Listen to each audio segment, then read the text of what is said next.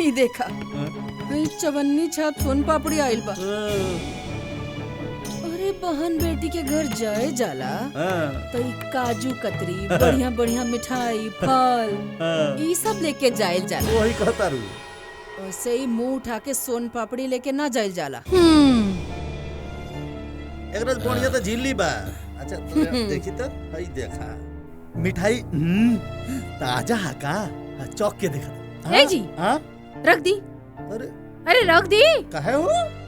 हमरा के मुफ्त में मिली नु तो हम अलकतरा चाट जाए। ठीक बा।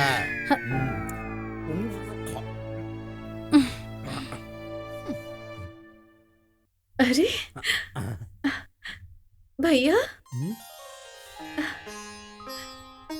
रउआ का बहनी भौजी कैसन बाड़ी? भौजी ठीक बाड़ी। तू बताव तू कैसन बाड़ू? और ऐसन हालत में काम कम करे के चाही, अपन ख्याल रखल करा। अच्छा तो बहन के बड़ा फिकर हो रहल बा। एगो काम करा, ई घर में एगो नौकरानी रखवा दा। सही कहता रू। हर महीना ओकर पैसा भेजत रहिया। हां हम इतना बड़ा घर के बहू बानी, काम के करी? करे के ना पड़ी। माँ जी हमार भैया तो इतना दिन बाद आयल बाड़े, ऐसे मत बोले इनका के। खबरदार जे हमरा संगे जुबान लड़ौली ता। हम देख रहल बानी कि तोर भाई कितना बड़ा आदमी बा। ले आइल बाना चवन्नी छाप सोन पापड़ी। पता नहीं कल मुही के हमरे ही घर काहे आए के रहे। अब मुंह का ताकत अड़े खड़ा खड़ा हमार। ऊपर जाओ और जाके हमार हुक्का लेके आओ। माई के सामने कैसे ढीठ नींद खड़ी बड़ी।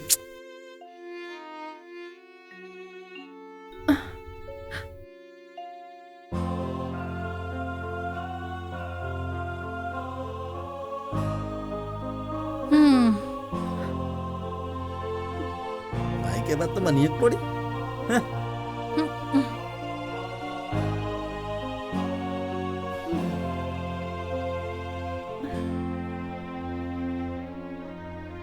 सन पपड़िया तो बड़ा मीठ रहे हो, तोहरो के खाए के चाहिए।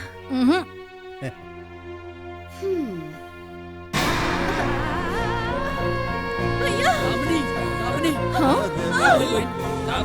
ठीक बारू ना? देख लो भाई के देखते ही नौटंकी शुरू हो गई।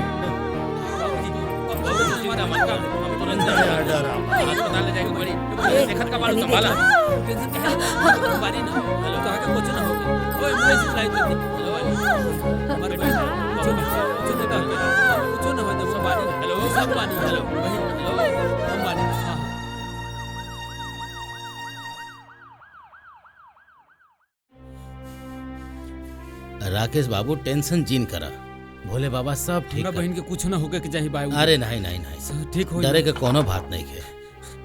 मरीज के घर वाला के बा का भइल डॉक्टर साहब? मामला बहुत गंभीर है और उनका सिजेरियन ऑपरेशन करना पड़ेगा। जल्दी करी, हमार बहन बच्चे के चाहिए, जल्दी से जल्दी रहुआ ऑपरेशन करी। लेकिन ओकरा में बहुत खर्चा चिंता है। मत करी रहुआ, जितना खर्च लागे ना हम देम पैसा, बस हमार बहन बच्चे के चाहिए। प्लीज हमरा बहन के बचा ली डॉक्टर साहब। आप लोग पैसा के इंतजाम करें और हम लोग ऑपरेशन की तैयारी करत नहीं। ठीक बा डॉक्टर साहब, हो जाए सब ठीक हो जाए, चिंता जीन करो। बहुत डर नहीं लागता नहीं डरे के बाबूजी। कोनो बात नहीं के, भगवान सब ठीक कर दिए बाबू, सब ठीक कर दिए। अरे डॉक्टर बाड़े, भगवान बाड़े, सब ठीक हो जाए।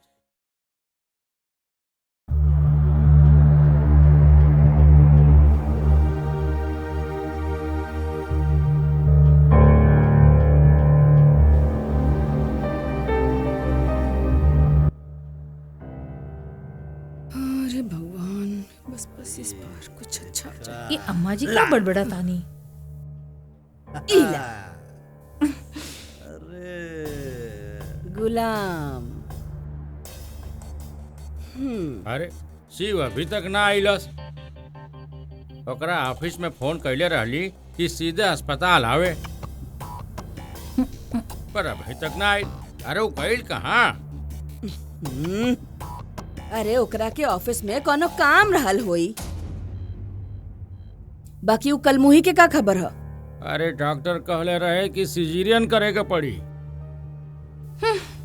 अब इतना बड़ा ऑपरेशन है तो खर्चा तो करे के पड़ी ना। हमरा कुछो न मालूम बा। हाँ? और हमरा लगे 1 रुपया ना है। और ऐसे भी उमर मुही के पीछे कुछो खर्चा ना करे के बा। सही सही कहताड़ू माई। पैसा बर्बाद करे के कोनो शौक नहीं खे। ऐसे ही हमरा छाती पर बैठल बिया। आइल बड़े पतो के साइड लेवे। अरे राकेश डॉक्टर से ऑपरेशन करे खातिर कह देले बाणे। राकेश बोल देले बाड़े, कह देलन तो हो जाई। राकेश लाट साहब बाड़े। मतलब ऑपरेशन का मुंह से होकेला। ऑपरेशन खातिर पैसा चाहिए, काम आई। अब बोला राकेश के देवे खातिर पैसा। मालूम बा, जब हमार गर्भपात भइल रहे ना, तब हॉस्पिटल का सारा खर्चा हमार बाबूजी कइले रहे। ताका और पता बा, डॉक्टर के ना 1000 रुपया टिप दिलन। और सारे नर्स लोगन की भी 100-100 रुपए के टिप दिलन। हम सही कहा तानी ना? हमू तो साथे रहनी। हई देखा, रानी गुलाम के मार देलस। आज जीत गई नी। भाई क्या बात है। सिजेरियन करई हैं, पैसा नहीं के जेब में। हाइला।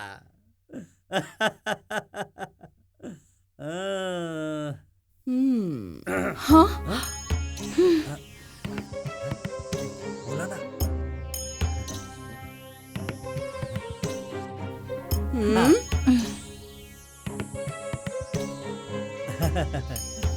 का? वो का है ना, हमार माई ना हमके ना 50,000 रुपए दिले बड़ी। अच्छा, ये तो बहुत बढ़िया बात बा। हाँ भाई। और हम ना वो पैसा से ना 90,000 के एगो ना अनोखा हार बनावे खातिर देले बानी। हाँ भाई। हाँ, इतना अच्छा हार बना कि अगर हम पहनब ना तो रानी लगब रानी। अगर उहे हार हमार अम्मा जी पहनी है तो का बताए, एकदम महारानी लगी है। महारानी दुर्गा देवी की जय। जय। माँ जी, एगो प्रॉब्लम बा। अरे माई के आगे प्रॉब्लम का चीज है? बतावा बतावा, माई सॉल्व करी ना। क्या प्रॉब्लम है? वो का है ना, वो हार खातिर ना 40,000 रुपया कम पड़ गई। ता अगर आप दे दी तो। हाँ काहे ना माई। ए माई दे दा ना। अच्छा अच्छा। अरे माई बाड़ी भाई, हाँ। 40 का तारा के 4 करोड़ दे दी। माई। अरे ज्यादा बारी। घी गिरी तो अरे में। लेकिन ज्यादा बा खर्चा हो जाए। कोनो बात ना माई। अरे कम बेसी है तो तारा पतो ही लगी बानू। हाँ। बतावा, अरे वाह। हमारा बहू के ऑपरेशन खातिर चलो पैसा फिर से ना एक गेम रहे, हो जाओ। लेकिन ये पैसा कहाँ से आए?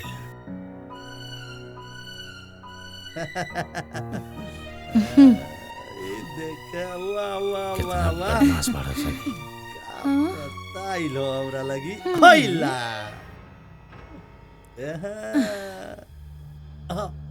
हाय देखा। यस। होइला। अरे चम।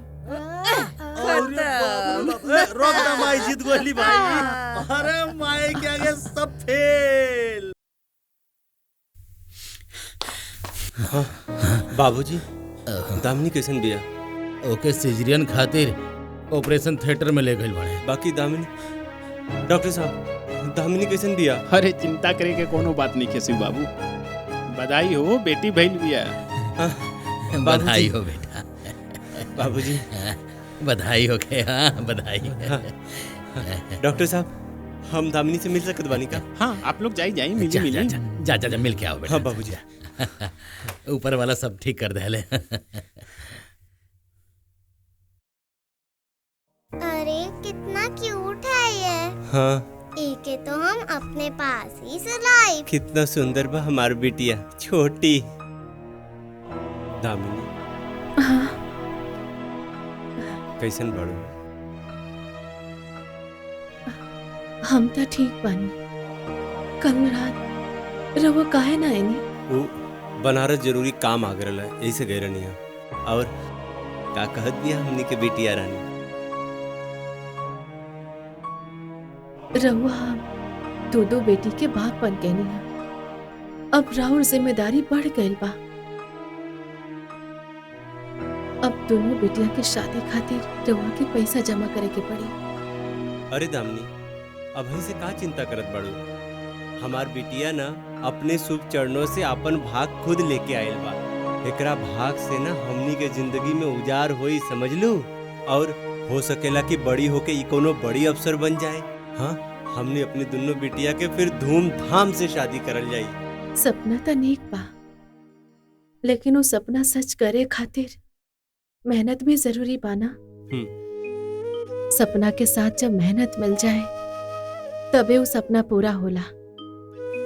सच कहत बाड़ू दामनी, बिटिया के भविष्य खातिर त बाप के बदले ही के पड़ी। काहो हमार बिटिया रानी, देखा तोहार मम्मी कितना समझदार बिया। बिटिया तनी हंस के दिखावा। वैष्णवी हंसावत हंसावत, कितना क्यूट बाना।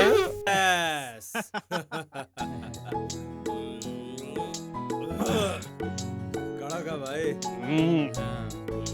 अरे और भी है यार, पत्नी के पत्नी, अरे पिया पत्नी के टेंशन मत लो। बेटिया भइल पिया पिया।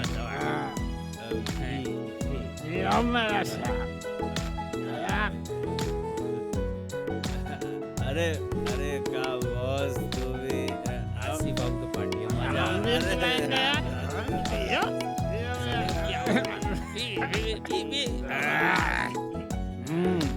मजा आ गई। क्या बात भैया, फुल टली करे का है क्या? अरे ऐसा कैसे जाएगा? एक और पियो, एकदम हार्ड नेट बना फिर देता से। हूँ। अरे बॉस बिना पिए हम सारा के जाए ना पे। हाँ पिए पिए पिए, ये मजा आई यार। पिया दवा के बेटिया बेटी भइला पिएगा नहीं तो जिएगा कैसे? ये वाले एक बात दिया, मजा आ गई। चला बॉस तू बहुत ग्रेट है। चला जा चला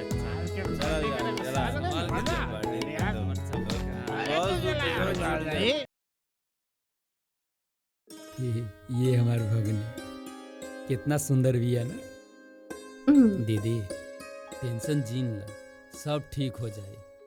बाकी तो हम बटले वाली हैं। भैया आपके तो भाभी जोहत हुई है, रहुआ जाई ना। अरे कोनो बात ना, जीजा जी अइहन ना तो हम मिल के चल जाए।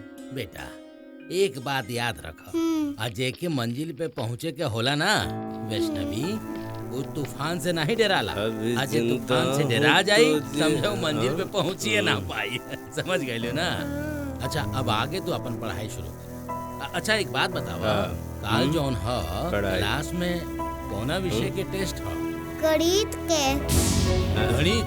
अरे बाप रे, अरे बेटा वो तो पहले पढ़े के चाहिए।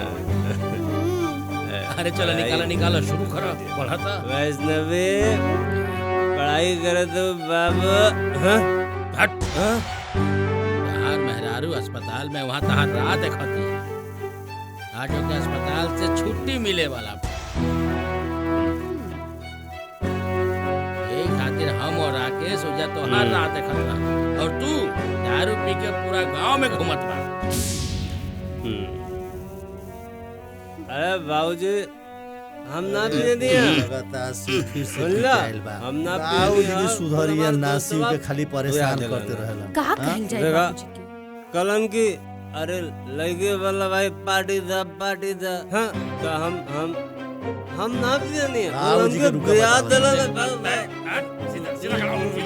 वो कुछ भी कहिए पिए के तब पी ले बा। अरे तोहरा अक्कल लइखे का? वो कहिए मुंह पी ले तो वो पी ले बा। बस ज्यादा हो रहल बा, होशियारी मत बतिया। अरे आज ले तू 4 गो आदमी के लेके कोनो काम कैले बड़ा? अरे हमार बेटा ऑफिस में काम करेला। अरे लेकिन आज ही दारू काहे पियला सिया? 4 गो आदमी के बात माने के पड़ेला। बाकी ही ना। ऐते ही रउआ राशन लेके शुरू हो गई नी। अरे बहू के लावे के रहल ना, अगर ना लियलस त का बुरा भइल, का बिगड़ गए। लागत है जीजा जी आ गई ना। तू आराम कर, हम मिल के आवत हनी। एक बात ना रउआ सुन, अब अगर हमार बेटा के कुछ उल्टा सीधा कहला त हमसे बुरा केहू होई। आ गई ना उ घरे। लड़का के कुछ भी बोलत रहे। जीजा जी दोस्त तो हमरो बाड़ा, बाकी उनका चक्कर में अपना परिवार के जिम्मेदारी टालल ई कहाँ तक ठीक बा। का चलता है? काहे खातिर इतना चिल पाओ? अरे लड़का जात ह घर के दुलरुआ हमरे। दोस्ती यारी में पी लेलस त क्राइम हो गल का? तू यहाँ के पंचायत करवा? बड़का जीजा, जवन दोस्त के वजह से आपन ही घर के बर्बादी होखेला ना, वो दोस्त के छोड़ देहल ही भलाई होखेला। का सिखेवा अब तू? ए बाबू जरा संभाल के बोला। ले जा छटको बाबू के, ले जा। राकेश, हमरा घर में आके ना हमरा के ना तू लेक्चर मत दे। हाँ तू जा अंदर। हाँ राकेश, राकेश, हमरा घर में आके ना हमके अकल मत सिखाओ। अरे मूर्ख, ये जो अस्पताल में तो हर मेहरारू के खर्चा भइल है ना, इहे कैलन हो, और तू इन्हीं के उल्टा सीधा बोलत बाड़ा। तो कोनो एहसान कइले बा का? बहिने पर तो खर्चा कइले बा। ए जी, रउआ से मिले खातिर भैया इंतजार करत रहले, और रउआ तो चुप। अस्पताल के पैसा दिले से ना हम कर्जा निकाल के पैसा वापस कर दे।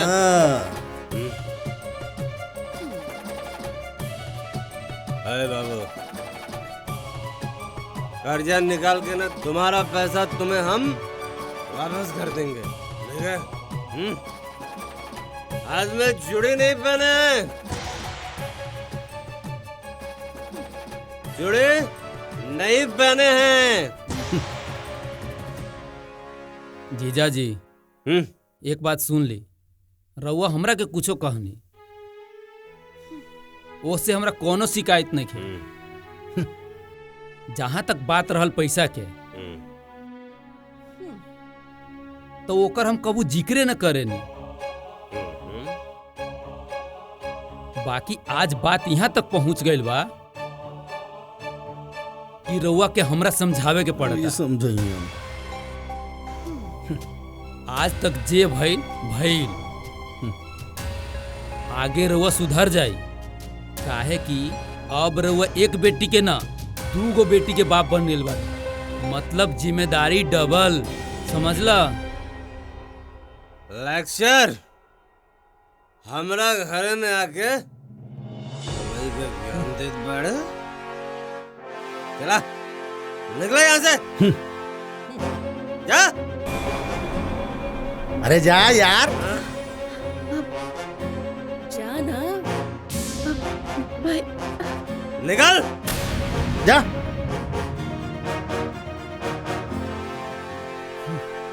भैया जा। चला ऊपर चला, खत्म हो गई ड्रामा। लेक्चर बताइला। अब कहाँ करी हम इन लोगन के। राकेश बाबू,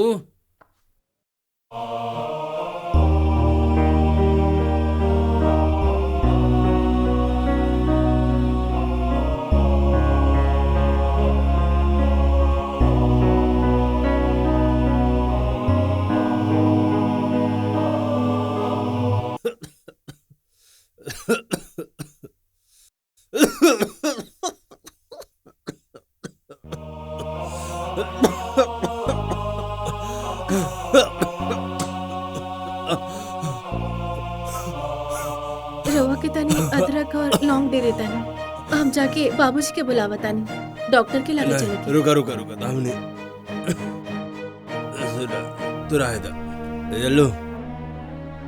अरे थोड़ा देर में ठीक हो जाए, हम क्या आराम है, रहे दा तू सुत सुत। ठीक बा, पानी तो पी ले। और कल ना जाके डॉक्टर के दिखाए। आजकल तो रवा के बहुत बुखार हो जाता है।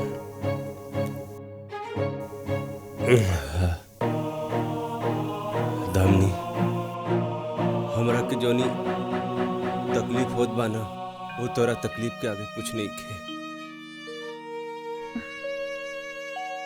ऐसा कोनो तकलीफ नहीं है। जब अपना से कोनो गलती हो जाला था, बड़ा बुजुर्ग लोग तो दो चार बात तक कहबे करेले। पहले तो हमके दुख होखत रहे, लेकिन अब तो हमके आदत हो गई बा। वो सब तो छोड़ी, रहुआ तभी अपन भविष्य के बारे में सोचे। अब तो हमने के दोनों बिटिया के जीवन संभाले खातिर बहुत सारा पैसा भी जमा करे के पड़ी। दामिनी, तोहके का लागेला कि हम ही सब नहीं खे जानत। बाकी ये घर में तू तो देखते बाड़ू कि माई के खिलाफ केहू आवाज ना उठा सकेला। बाकी रहुआ अपना बारे में काहे नहीं की सोचा था? अरे तू तो देखबे करेलू ना, बाबूजी भी माई के खिलाफ ना बोल पावेले। ये घर में जवन माई बोली ना उहे हुई। आज तक ना माई केहू के बात नहीं खेमल ले बा, पर देखिए एक दिन जरूर माई के सबक मिली और हमनी की जिंदगी सुधर जाए। हम तो यह सोच के जिंदगी काटा था। अब भगवान ही जाने कि ये कैसे सब सही हुई। सब ठीक हो जाए, चला सोच जा।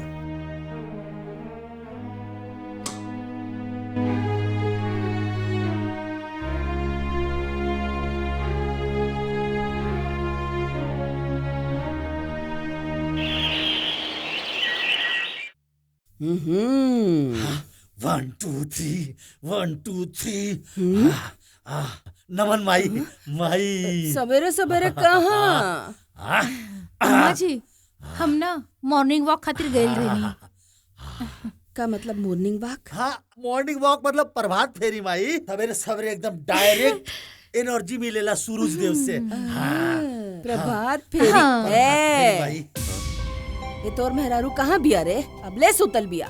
राक्षस नियन सुतल रहेले का रे? माई ओकरा के मत उठाओ। अरे अब 4 दिन भइल ओकरा के डिस्चार्ज करेला से। ता ओसे का भइल?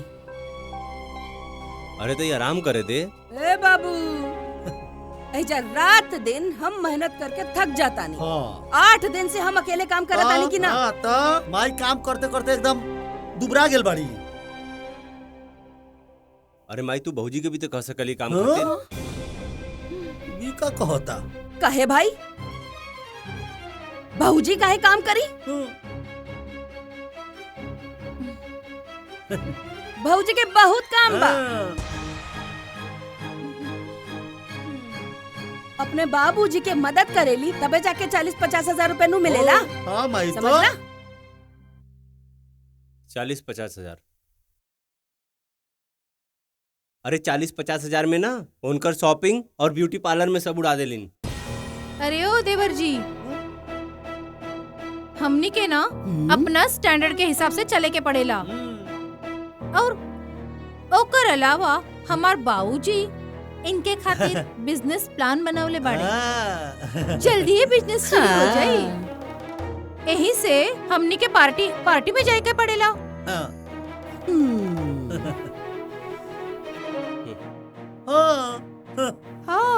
और नहीं तो का।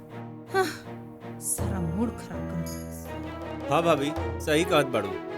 राहुल बिजनेस ना आज तक केहू के समझ में नहीं खे आयल। ऐसा ना भाई, बड़का बिजनेसमैन बने खातिर बहुत सारा पैसा और बहुत सारा समय के जरूरत पड़ेला। एक बारी बिजनेस सेट हो जाए नू, तो तो समझ ला एकदम से बड़का बिजनेसमैन बन जाए। हाँ अरे एकरा के का समझ में आई? आइल खाली बड़े बात नौकरी करे। करेलन 4 गो रुपल्ली खातिर। हाँ माई। हम्म, हाँ हाँ तानी माई, जॉगिंग के जो। कपड़ा चेंज हम कर आवत ली। नहीं अम्मा जी। हम्म,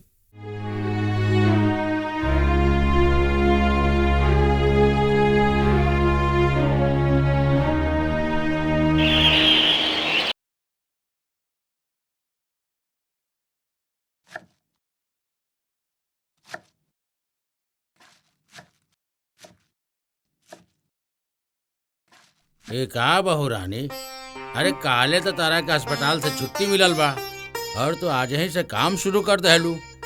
जा बिटिया आराम कर ला। और वैसे आराम करे के तोरा नसीब में नहीं खे, ई बात भी सच बा। रउआ बुरा मत मानी बाबूजी, हमार नसीब में का बा, हमार नसीब में जे भी बा वो ठीक बा बाबूजी। तनी मनी ऊंच नीच त सबके जीवन में होखत रहेला। रउआ जाके हॉल में बैठी, हम चाय बना के लावतानी और हम रउआ खातिर ना पानी गरम कर देतानी। ठीक बा। एक काम करा, तू हमार पानी रह दा, हम गरम करतानी, तू हमार टिफिन तैयार करा। अब आज भी रउआ ऑफिस जाता नी? हाँ, ऑफिस तो जाए के पड़ी। ओ आज तो हमनी के डॉक्टर लगे जाए के रहना। अरे हम ठीक बनी दामनी, चिंता मत करो। अरे बहू रानी, आराम करे के तो तोहके जरूरत बा।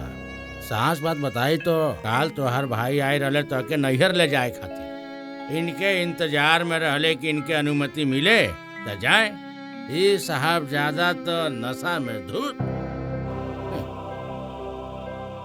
ठीक बा, रउआ ना आज शाम के लौटे खनी डॉक्टर से दिखा के आई। दामनी हमके पता बा कि काल राकेश के साथ हम बहुत गलत कही। हम ना ऑफिस जाके राकेश के फोन करके माफी मांग ले। तू टिफिन तैयार करा हमारा।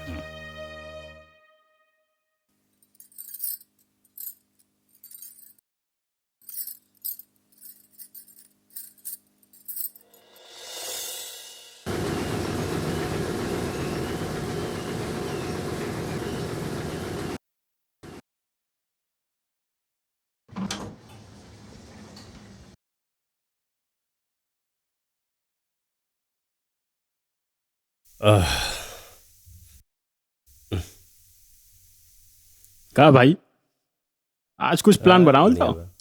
प्लान तैयार। हाँ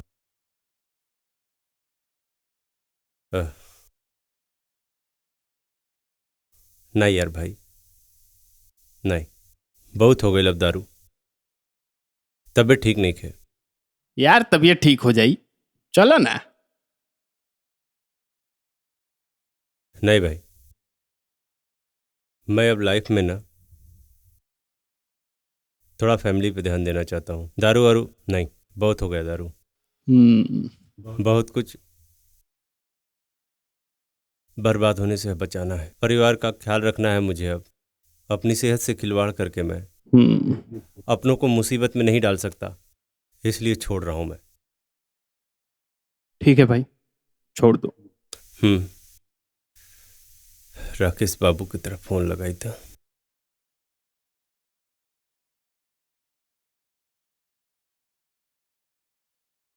नमस्कार जीजाजी। हाँ नमस्कार राकेश बाबू। जी जीजाजी। कैसन बाड़ा? एकदम ठीक बानी। हम तोरा से ना काल जवन भी भइल ओकरा खातिर माफी मांगत हनी। हमरा के खुद नहीं के बुझात कि हम ये सब कैसे कह देनी तो के, ये सब कैसे हो गई। हम बहुत शर्मिंदा बानी राकेश बाबू। हम खुद चाहत बानी कि हम शराब छोड़ दी, दारू छोड़ दी और अपन परिवार बच्चा पे ध्यान दी। अब हम शराब एकदम पूरी तरीके से छोड़ देबला और अपन दामनी और अपन बच्चा पे ध्यान देबला, शराब के हाथ भी ना लगाईबला। ठीक ठीक ठीक बा राकेश बाबू। ये तो बहुत अच्छी बात है जीजाजी। हाँ रखत बानी। हाँ।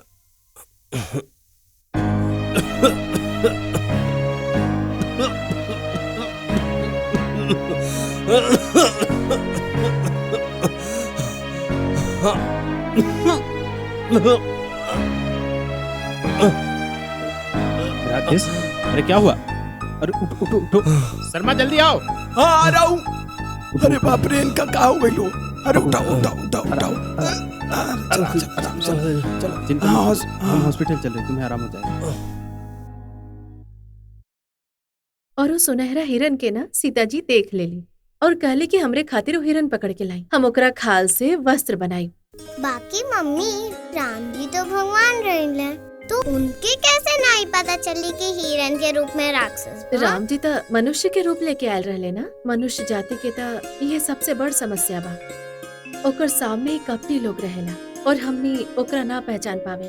यही चलते राम जी सीता जी के सबक सिखावे खातिर मन में ठान लेने सीता जी के जिद पूरा करे खातिर। यही से राम जी हिरन के पीछे गए।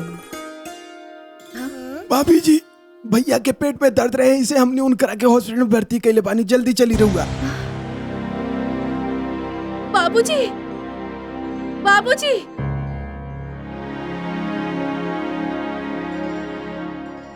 का भाई रवा के का हो गई? अरे एकरा के कितना बार समझौनी कि पियल मत कर, पर फिर भी पियला। हमार सुनते नहीं खे। अरे बाबूजी कुछ नहीं के भाई, हम ठीक बानी। अरे कहा भाई बोली ना। अरे हम ठीक बानी हो। डॉक्टर साहब आ रहलन, एगो सुई दिलन, अब आराम बा। मरद के कुछ भइला के बाद मेहरारू के का हाल होला ये समझे खातिर मेहरारू के ही जन्म लेवे के पड़ी, तबे समझ में आई। हेलो डॉक्टर साहब। ठीक बाड़ा? ठीक बनी डॉक्टर साहब। डॉक्टर साहब अब इनकर तबीयत कैसन बा? अभी ना एगो सुई दिले बनी, अच्छा आराम हो जाए। ठीक बा? चिंता करे के बात नहीं खे ना। रउरा चिंता करे के कोनो जरूरत नहीं है। शाम तक आप घर ले जा सकता नहीं, बस 2-4 दिन आराम करे की जरूरत बा, बाकी सब ठीक हो जाएगी। और हाँ, एक्सरे का रिपोर्ट निकलवा दिले बनी, रउआ इनकर ख्याल रखिए। अरे हम ठीक बानी हो।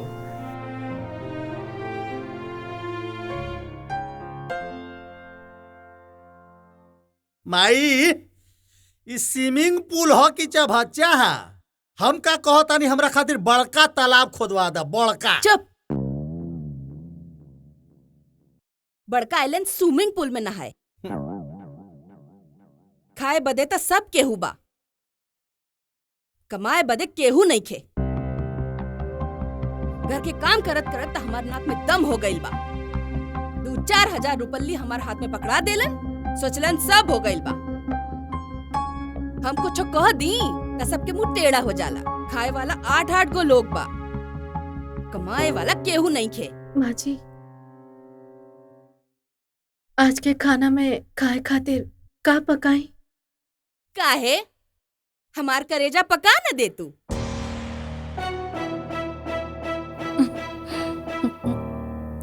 ओहो इसे जल जल के करिया हो गई है। अच्छा तू ऐसन कर, तनकी सा जहर लिया, खिया दे हमरा के, हम मर जाई ताकि सबके छुटकारा मिल जाए।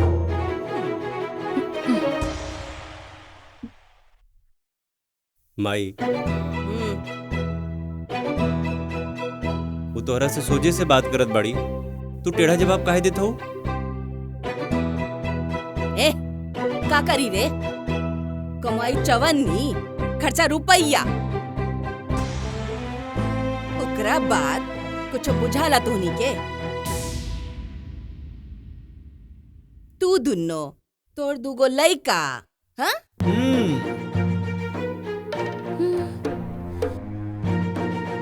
अरे ऊपर से खाना, कपड़ा, दवाई, दारू, पता ना का के खर्चा बा। कहाँ से आई कुल? हाँ? ऊपर से तू 8 दिन से बिस्तर में पड़ल बारे। पगारता मिली ना? हाँ? कहे कि सारा पगारता छुट्टी में चल गई। अरे हमरा ता लागेला कि हम बेवकूफ बानी, तू सब के तो लागेला माई बिया कर ली सब।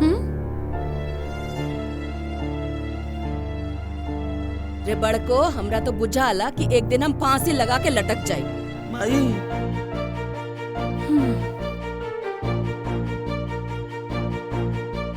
ताकि झंझटे खत्म, सबके चैन मिल जाई। बाकी जब हमरी बड़कों के बिजनेस शुरू होई ना, तब बे तनी हमरा के आराम मिली।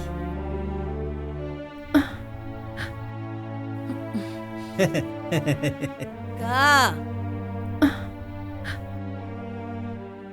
कहे ढीठ बन के खड़ा बाड़ू?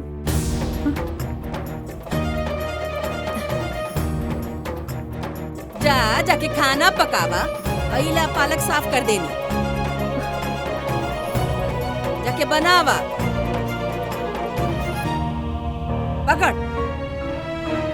और हाँ, तनी अंडा के रसा भी बना, खाई तनी तो जल्दी जल्दी ताकत आई बदन में, बुझाइल ना? बाकी हम तो अपन करम भोगते बानी, जा पकावा।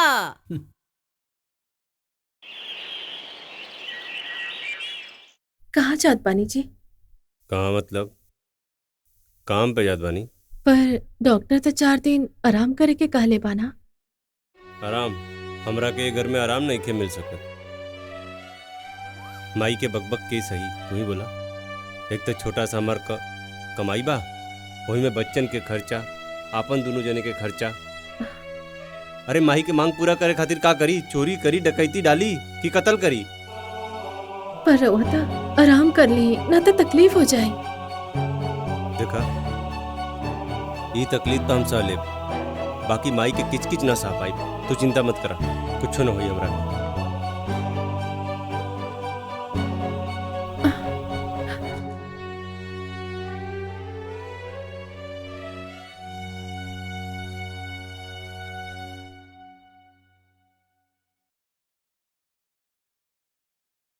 का भइल बाबूजी?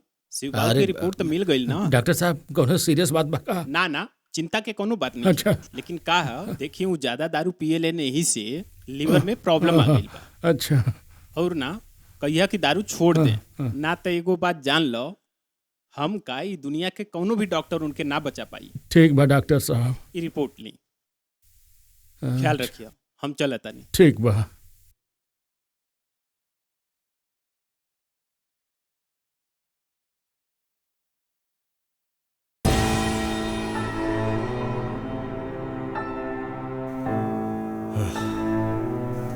नहीं शिव, तो क्या अपन परिवार के बारे में सोचे के बाद, शराब छोड़े के बाद तो क्या?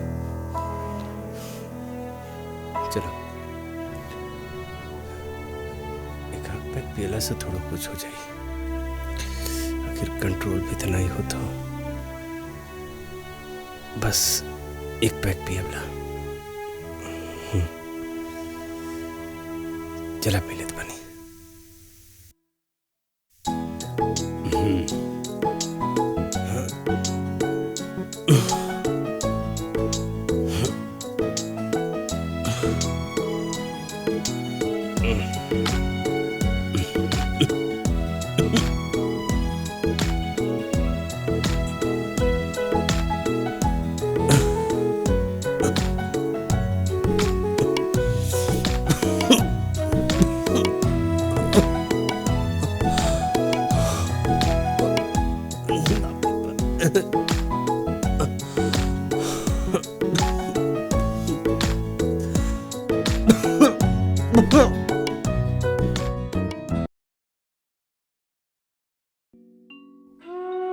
रउआ के तो हम कितना बार कहनी कि पियल बंद करे, रउआ तो हमार बातें ना सुनते।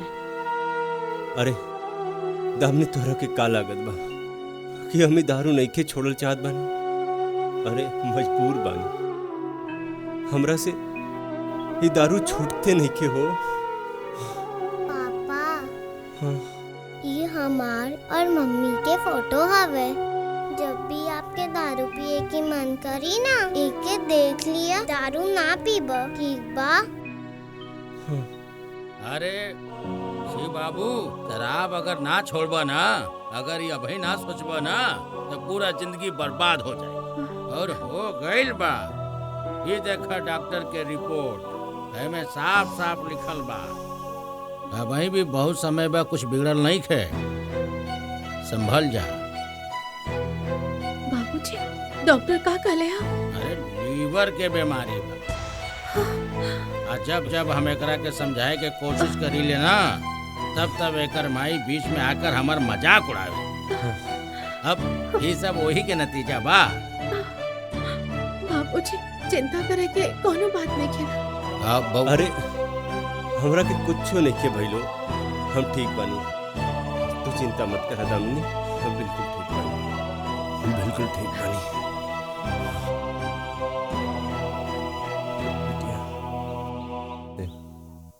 पापा चलो खेलते हैं। आपके लिए तो चैलेंज ही है आज। अरे हमारे को गोटी नहीं की जा। तो हम ही जीते। तो लोगन के खेल अभी तक खत्म ना अरे भइल बहुत ना? सीरियस गेम चलत बा। ई दवाई खाई।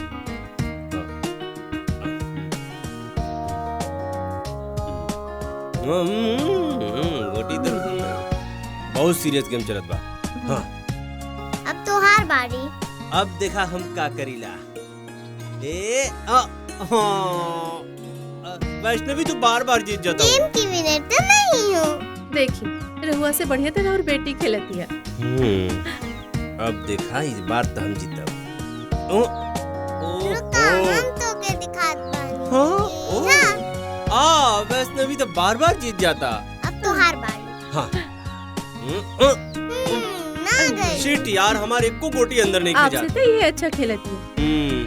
तू दोनों माई बेटी गेम जीत जानी। कैसे खेलल जाला हम Okay, दिखावत है। दिखावा। चला चला तू एजा से मार वहाँ पर। हाँ अरे वाह। अरे वाह। ला यहाँ से।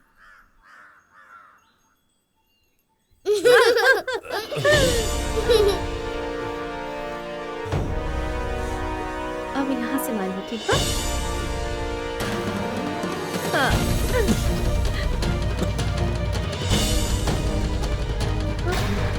अरे पापा ये कहाँ गए? नीचे के साइड। पापा हाँ का भाई अस्पताल ले जाकर उठे।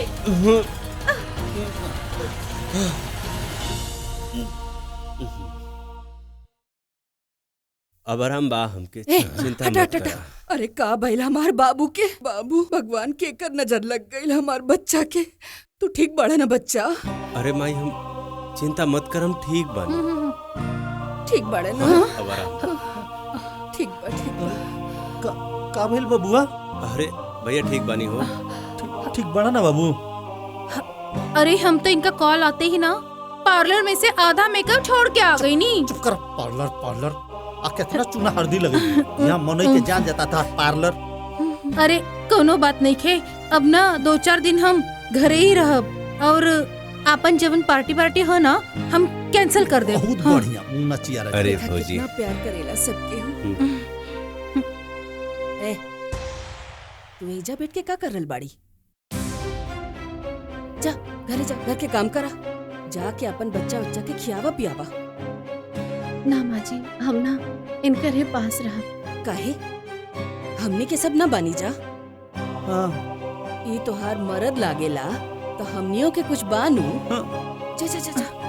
माई हम ठीक बानी रे, रह दो ओकरा के। अरे बाबू घरे बच्चन भी तो अकेला बाड़े ना, उनन के भी तो ध्यान रखे खातिर केहू चाही ना। हाँ चल जो घर जा, जाके लइका बच्चन के खियावा पियावा। जो जो घरे जो। जा हम ठीक बानी।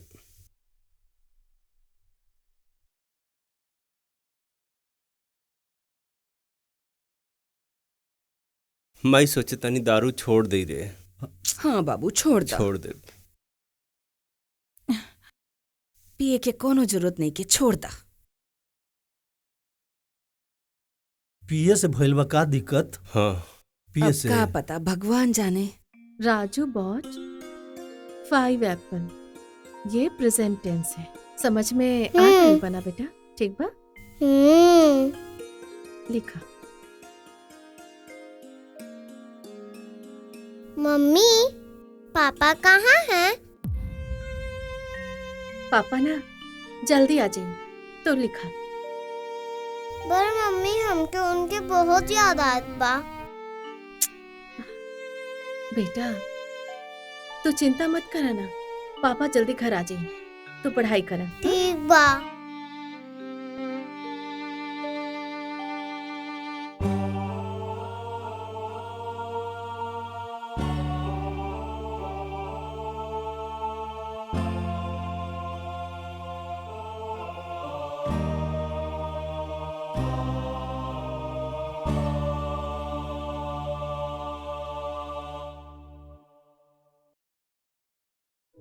माँ जी 5 बज गए बा, अभी तक कुछ न खैले बाड़े। इनका के जगा दी ना, आई खिया दी। काहे जगा देलू? अब ही डॉक्टर सुई देके गइल बा। रात भर हमार बाबू खोखत खोखत सूतल नहीं खे। हाँ, आके जगा देलू, सूते दाई करा के। माँ जी सूते दा, तोरा के बुझाला ना? हाँ, 2 दिन से इजा बैठल बानी, ना नहैनी हा ना खोइनी हा, एक ही कपड़ा में बैठल बानी। हमरो दर्द नहीं खे? हमार बाबू के खांसत खांसत जान जाता। चाचा तू हॉस्पिटल से जाओ। हम जाएं? ए, हॉस्पिटल के बिलो भरे के बा। पता बा कितना खर्चा आइल बा? 80-90 हजार लाख रुपया तक लग जाए। हमरा लगे खाली 50,000 बा। जो अपन भाई से 50-60 हजार रुपया मांग के ला। कहाँ से लाई? चल जाओ। भैया से? मगर हम भैया से हम कैसे पैसा मांग सकता नहीं माँ जी? ओकर इतना औकात नहीं खे कि अपन जीजा खातिर कुछ कर दे। जो जो जो जो, जो पैसा लेके आओ। जो पैसा लेके आओ, छुट्टी कराए के लेके जाए कहा। जो जो जो। दामिनी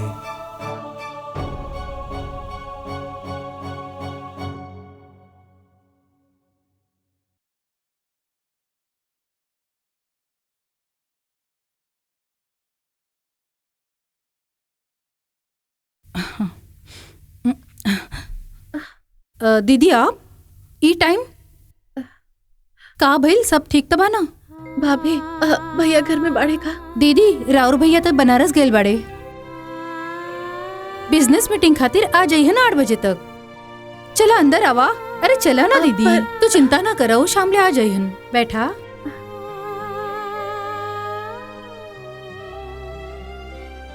अरे दीदी परेशान मत होई, सब ठीक हो जाई।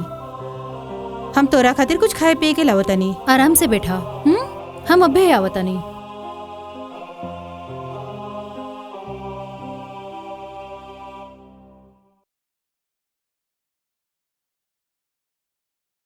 दामिनी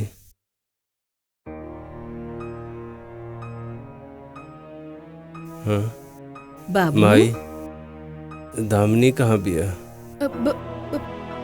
शिव बेटा, अब ठीक लागत बानू? हम ठीक बानी। रहुआ डॉक्टर से मिल के आई नहीं? हाँ मिल के आई नहीं। ई बिल देले बाड़े। हाँ। कहे कि 1 लाख के बाद एके भरे के बाद रात के 8 बजे चेकअप होई, ओकरा बाद छुट्टी हो जाए। दामिनी दोपहरे तो आई रहल ना? अरे आयल रहनी हा, दिन से लेके सांझ तक ऐजा बैठल रहनी हा। अभी गइल बा अपन भाई के घर। इला तू खा ला बाबू, खा खा खा, खा।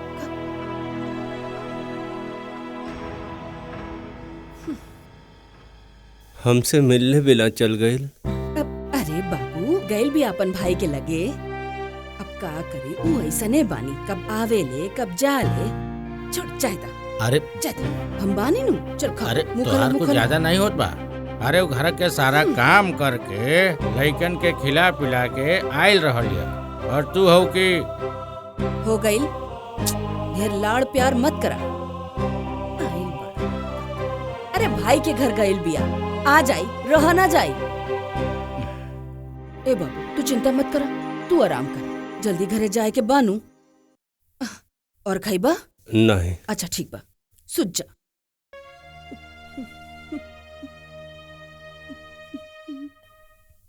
दामनी नहीं आइली अब तक?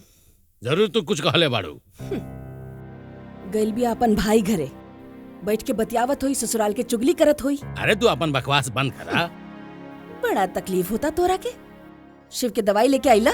हाँ लिया दे बानी। ओ, बाबू बाबू बाबू का भइल बाबू? हाँ बड़ी घबराहट होत बा। हम छाती में मालिश कर देता नहीं। हाँ माई, हाँ। सांस लेवे में घुटन होता। सांस लेवे में? हाँ, बहुत घुटन होता दिक्कत का है बाबू? हमार। हाँ? बाहरे बिस्तर लगा दे। हाँ हाँ हाँ हाँ हम बिस्तर लगवा दे। तू दवाई खा, हम बिस्तर लगवा दे। ए दवाई खियावा, चला। ला बेटा। पानी आराम से।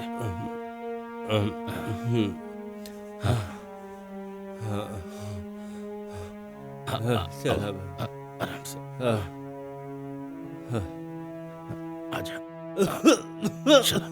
हाँ बेटा सब ठीक हो जाए, आराम से कुछ ना हो। हाँ चला बेटा चला। सुनी दीदी, अब खा ली कुछ? ना ना, हमरा के तो भूख नहीं खे, हम तो बस भैया के इंतजार करत आनी। अरे भैया आ जाई। हाँ अब काहे चिंता करत आनी? अरे कुछ तो खा लिया। हमके कुछ काम बा, अब पूजा कर ली। ठीक है, हम आवत आनी।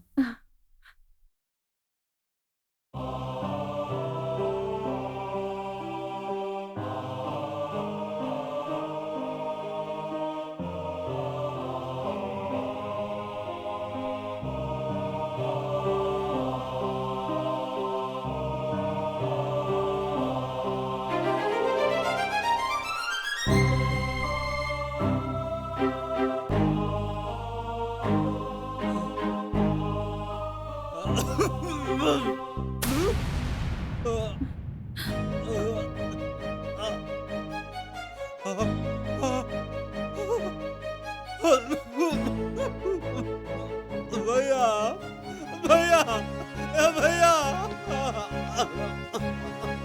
भैया भैया भैया दरवाजा खोला भैया भैया। क्या आवाज है?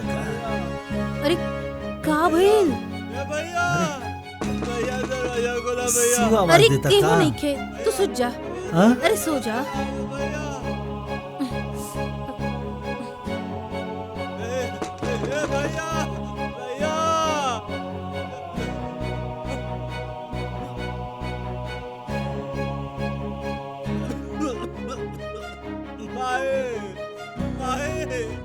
बाबूजी भाई बाबूजी बाबूजी बाबूजी बाबूजी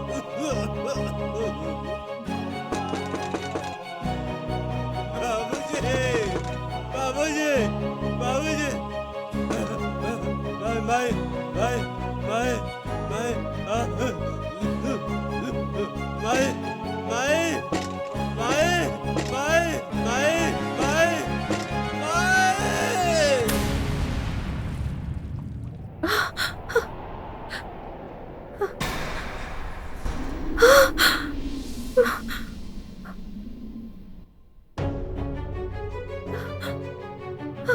ये का हो गए?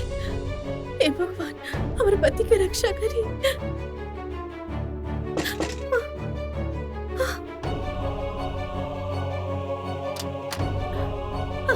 भैया इनकर तबीयत बहुत ज्यादा खराब बा, हमरा 50,000 के बहुत जरूरत बा। चलिए ना हमरा साथे चलिए। हाँ ठीक है, हम अभी आई नहीं। हाँ थोड़ा पानी वानी पी ली, तू कुछ खा ला। ना ना, वो सब की जरूरत नहीं है। तोरे लगे 50,000 बाना। चला। चिंता मत कर, पैसा बांटे। अरे बस 2 मिनट तक रुका। ना भैया अभी चली, अभी हमरा साथे। अच्छा चलो चलो चलिए। शिव शिव शिव यार शिव शिव शिव। अरे हमार बेटा हमार बेटा बेटा हमार भाई ये भाई बबुआ के क्या हो गए? अरे भाई अरे भाई भाई देख क्या हो गए भाई?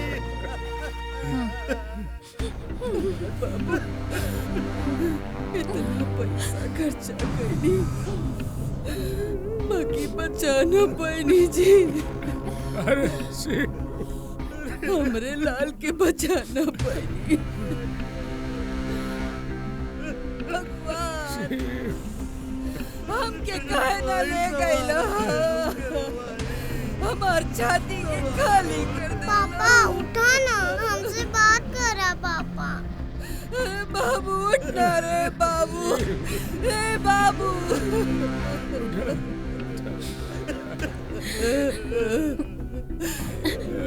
हे बाबू उठना रे। हमार बाबू। पापा उठो ना। कहाँ चल गए रे बाबू? अरे दीदी ये कैसन भीड़ लगल बा हो?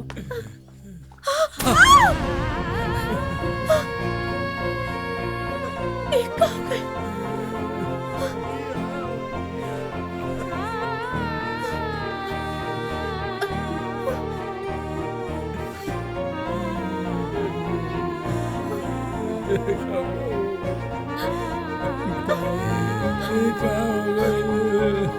अरे माँ जी, ये का हो गई माँ जी? ये ऐसे कहे सुतल पड़े? ऐसे ए जी उठी उठी ना। ए जी बात करी ना। अरे वैष्णवी बोला ना जगी खातिर। ए जी पापा उठा ना। ए जी माँ जी इनका क्या हो गए?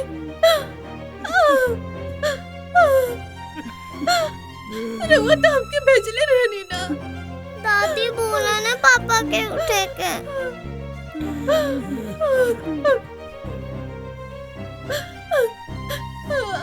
देखिए ना माँ जी भैया पैसा लेके आए पड़े। ये क्या हो गए?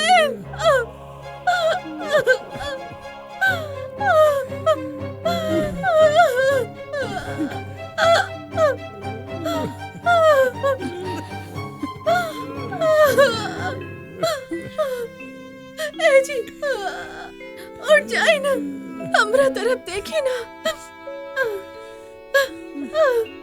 उठ जाना पापा, उठ जा पापा।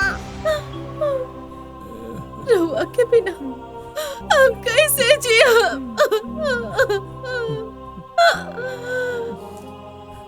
देखी ना वैष्णवी कितना रोती है। उठा ना पापा। वैष्णवी तू बोला ना पापा के उठे खातिर बोला। मम्मी कितना रोता पापा। ए जी उठी ना। अरे तो क्या कितना मना कहने रे हम की दारू मत पिया मत पिया। बाबूजी बोले ना इनकरा के। ये तो हर बात तो सुनिए बाबूजी। अरे तू का कहना बेटा? ए जी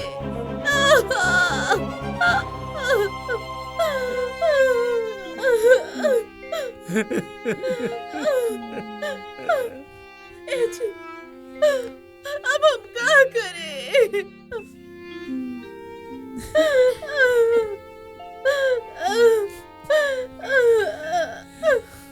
अब हम क्या करें? भैया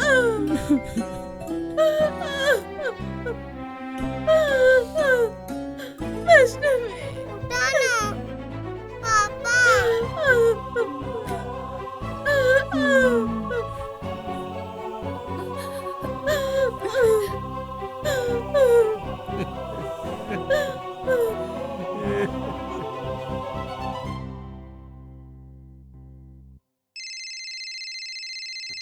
माँ जी ये तो देवर जी के ऑफिस से फोन हो। ली हेलो हम शिव के ऑफिस से बोले तानी। प्रणाम। खुश रहा बोला। हम ही कहत रहनी है कि दामिनी भाभी के बैंक डिटेल्स भिजवा दी। काहे? उस शिव के पीएफ के 10 लाख रुपया ट्रांसफर करे के रहे। अरे बाबू दामनी के भेजे के का जरूरत बा? रउआ एगो काम करी, हमरा अकाउंट में पैसा ट्रांसफर कर दी। माफ करी माँ जी, पीएफ के पैसा हमनी दामिनी के ही ट्रांसफर कर सकेला। तो रउआ उनका के इन्फॉर्म कर दी कि बैंक डिटेल्स अपडेट करवा दे। अरे हमार बात सुनी, शिव के चक्कर में हमार बहुत पैसा खर्चा भइल बा अस्पताल में। अरे हम ओकर माई नो बानी। ऐसे भी दामनी बच्चा सब कहाँ रहेला, हमरा लगे हमही के देखभाल करे के बा। रउआ चिंता मत करी, रउआ सारा पैसा हमरा के दे दी। माफ करी माँ जी, हम ऐसा ना कर सकेनी। पीएफ के पैसा सिर्फ और सिर्फ दामिनी के ही मिली। रउआ उनका के इन्फॉर्म कर दे, वो ऑफिस आके आईडी वगैरह जमा करवा दे, तब उनके सारा पैसा कैश में मिल जाये। भाई साहब हमार बात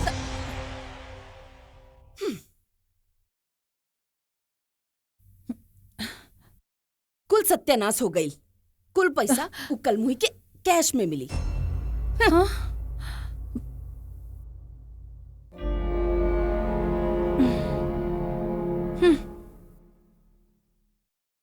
जी अगर ऊ ई घर में हक जता दिलस तो हमनी के गला के हमेशा खातिर कांटा बन जाए।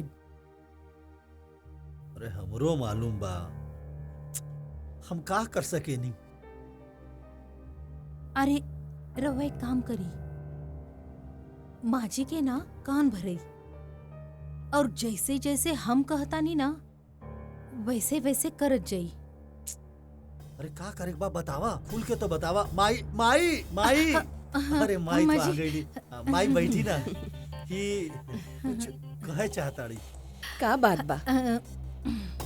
माँ जी, देवर जी के सारा पीएफ के पैसा अपने आप दामिनी के झोली में गिर जाई।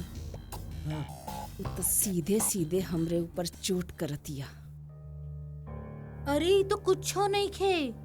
अगर वो ई घर पे दावा कर दिलस ना तो ई घर बेच के आधा पैसा हमनी के ओकरा के देवे के पड़ी। और हमनी तो सड़क पे आ जाई। ना ना, हम ऐसा ना होके दे। तो का करबू? हाँ, जोन भी करे के ह वो जल्दी से करे के पड़ी।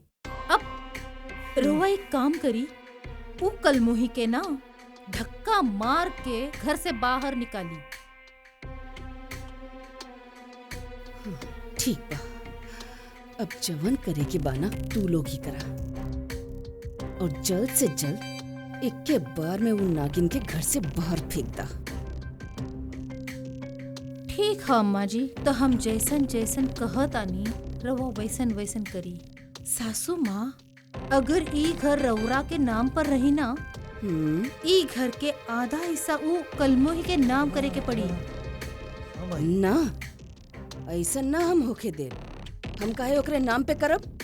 ना हम का कहता नहीं माई, ई घर पूनम के नाम कही दा ना। मतलब पूनम के नाम ई घर रही तो कोर्ट से भी आधा हिस्सा ना लेवे पाई। सही बात बानू। हाँ? अपन घर भी रह जाई और परिवार भी बच जाई। अरे माँ जी, रवा के हमरा पे भरोसा नहीं है का? अरे ना, मतलब उ बात ना। हाँ, अरे किचकिच से रवा के छुटकारा चाहिए कि नहीं? हाँ चाहिए ना। छुटकारा तो चाहिए। हाँ हाँ चाहिए। रुको रुको, हाँ पेपर पेपर। हाँ एक काम पेपर। करा, ई हाँ, यहाँ पे साइन कर दो। ला भाई, हाई देखी भाई, एक कर नीचे और फिर अरे का माई? सोचता नहीं माई? पेपर कब बन गए? अरे वो हम ना बन गइल। घर बचावे के बानू। हाँ? अरे हाँ। परिवार करा करा साइन करा, साइन करा। हिया भाई, हिया।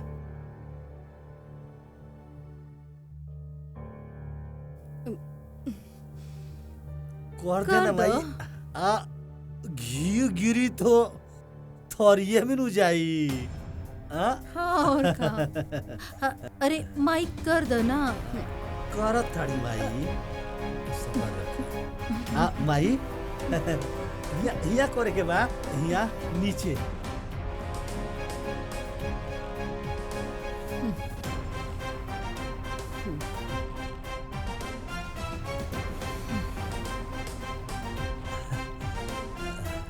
हाँ हाँ हाँ हाँ, एक जगह और बा माई। हिया हिया हिया हिया। हाँ बढ़िया। एक जगह और हमारी। हिया हिया। बस और एक और। हो गई। हिया हिया हो गई। अब तो हाँ हाँ भाई। हाँ माई बस ये आखिरी है। आखिरी बा माई, लास्ट पेपर भाई, लास्ट। बस हो गई।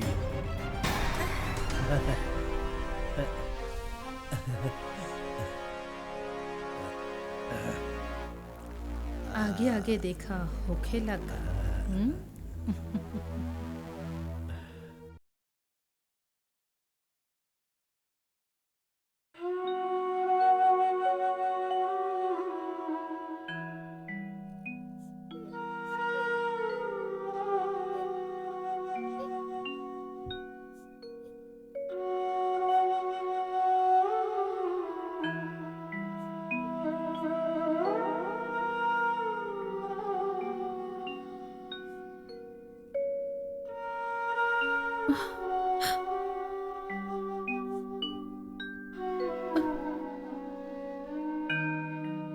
पूनम पूनम। हाँ अरे जल्दी चला यार, जाए के बा।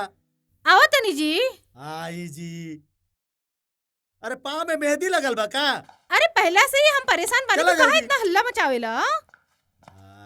ए जी रउआ हमार हार देखनी का? हाँ? अरे हमार हार नहीं के मिलत हार?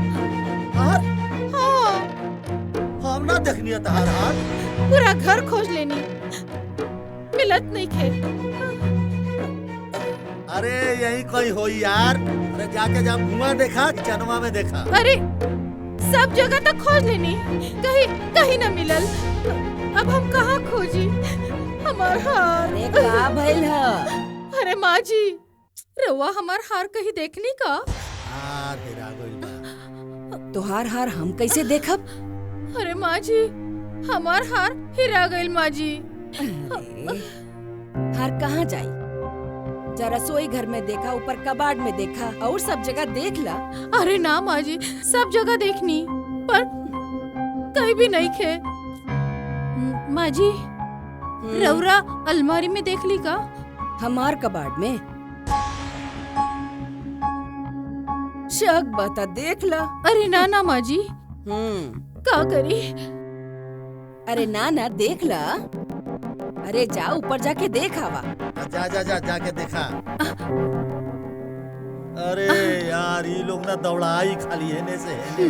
पता ना इनकर हार कहाँ हरा गई। अरे नइखे मिला तार हार, कहाँ रखले रहलू हार अपन? अब का करी? अरे हमरा के एगो बात बतावा लोग, हार के कोनो पर लग गइल बा? अरे उड़ जाई। हैं? दामनी तार बैग चेक करावा तो। हमार बैग? हाँ हमार बैग में हार कैसे आई? अरे शक बा का देखे दा। देख लियो ऐसा तहार बैग। हाँ। का दिक्कत बा ओमे? जो जो जो देख के आओ जो। हाँ दूध के दूध पानी के पानी हो जाई। ये बैगवा खुले ला कहाँ से? ये कुछ दिखाते नहीं के बुझाते नहीं के। ऐसे कैसे हाँ, दिखाई? कहाँ? चैनिया खोल के देख। अरे तो मिली तबे नु चैनवा कहाँ है?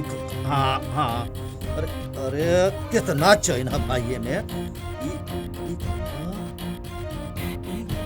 हाँ ये माई। अरे ओए देख मिल गइल।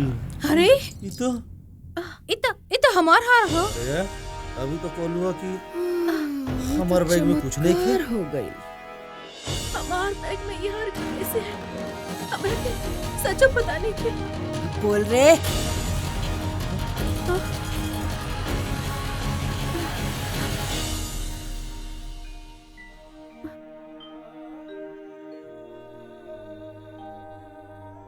अरे मरमुही,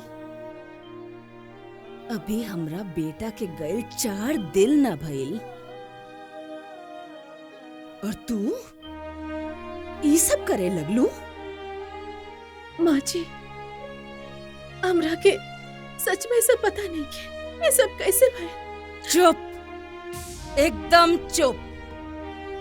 पहले तो हमार बेटा के तू खा गई और अब हमरे ही घर में चोरी करबी? हमरे ही घर में चोरी? माँ जी, ना माँ जी। तोरा के छोड़ब ना। ना माँ जी। निकल हमरा घर से, निकल। माँ जी हम कहाँ जाए? अरे निकल हमरा घर से।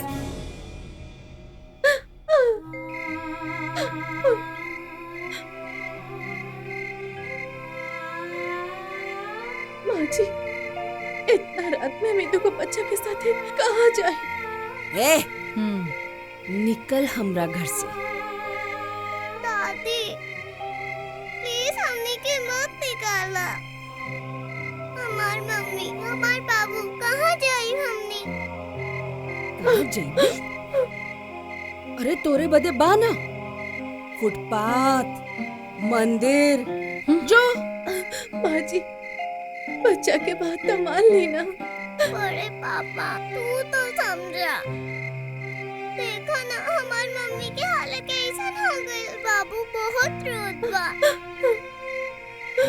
प्लीज प्लीज बड़ी मम्मी तू तो समझा। हमने का खाए कहाँ रह? कटोरा हाथ में लेके भीख मांग, खुद भी खो और अपन बच्चन के भी खिया। निकल जो हमरे घर से, न तो हमसे बुरा केहू ना हुई। आज ले तू हमार ऊ रूप ना दिखली जवन हम आज दिखाए। अगर तनिको अपन भलाई चाहत अड़ी ना तो तू चुपचाप एजा से निकल जो, निकल जो।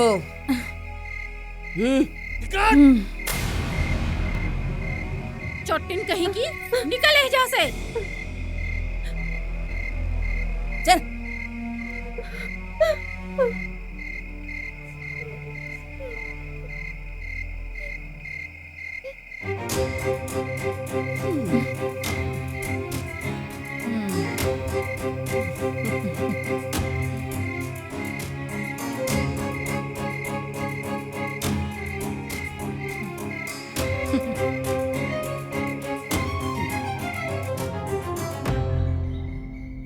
बहू, हमके पूरा विश्वास बा कि तू गंगा के तरह पवित्र हो। केहू केतनो कीचड़ उछाले पर तू गंदा ना होखू। दीदी, जिंदगी में जे भी अच्छा या बुरा होला ना, सब नसीब के खेल है। हमरे साथे काहे भइल? ऐसन काहे सोचत बारू? ये बुरा समय बा, एक दिन कट जाए। और हाँ, अभी तहार भाई बाटे, तहरा कुछो होई तो हमेशा तहार भाई तहरा पीछे खड़ा रहे। ना भैया, हमार बदनसीब बोझ तहरा ऊपर का है। हमके पता बा कि हमरा साथे अन्याय भइला, और रउआ के भी मालूम। यही से बाबूजी भी हमके ले आए, लेकिन हम वो जहर भरल जिंदगी में कबो ना चाहिए। बहू, जितना ऊ लोग के घर पे अधिकार बा उतने तोहरो अधिकार बा। ना बाबूजी, अब हम अपन बचन के भविष्य खातिर अपन जिंदगी से लड़ब, अपन पैर पर खड़ा होकर। वो घर में हम कबो वापस ना जाए। ठीक बा, चिंता मत कर। लेकिन हाँ, तहार भाई जब तक जिंदा रही ना, तब तक ई घर तहार है। तू जब तक चाहे तब तक रह सकेलू, जौन मन करे ऊ कर सकेलू। हमेशा हम साथ देम तहार। भैया, हमके राहुल प्यार चाहिए और बाबूजी के आशीर्वाद, मदद ना। अब हम खुद से कुछ बन के दिखाए, अपन आत्मसम्मान के साथ अपन बच्चा के पालन पोषण कर।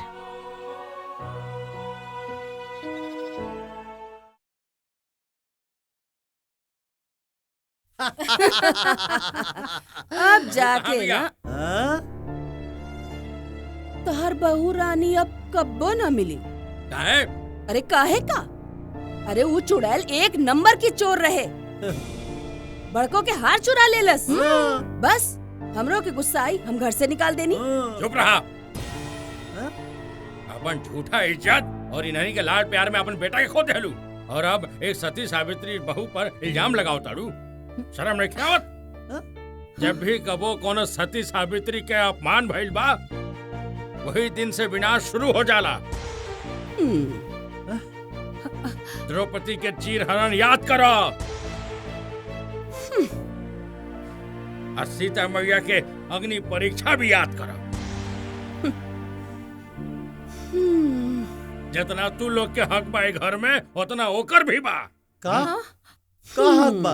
हक हाओ। ओकर का हक बा? हम देबो के हक, हम देबो के हक। हक देबा? तू हक दे लेबा ओकरा के? हम देबो। तू ही घर में हक दे लेबा ओकरा हम के? देबो के हक, हम देबो के हक हक। देबा? हम तू हक देबा बुढ़ऊ?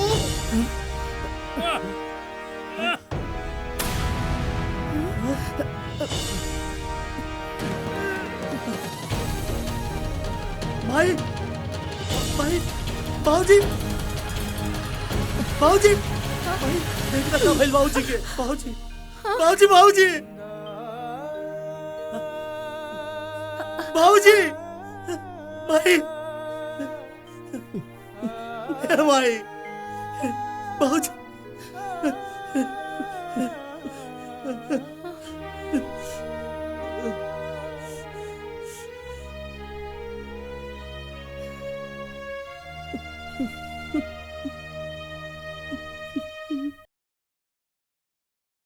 नमस्कार। मैं आप लोगों को यही संदेश देना चाहती हूँ कि स्नातक के बाद लोग नौकरी ढूंढते हैं, लेकिन नौकरी के चक्कर में मत पड़िए। 3 महीने कड़ी मेहनत से अगर मेहनत किए लगन से, तो 3 महीने में आप लोग करोड़पति बन सकते हैं। मैं पूरा स्कीम आप लोगों को समझाती हूँ। गाड़ी और बंगला, स्कूटी,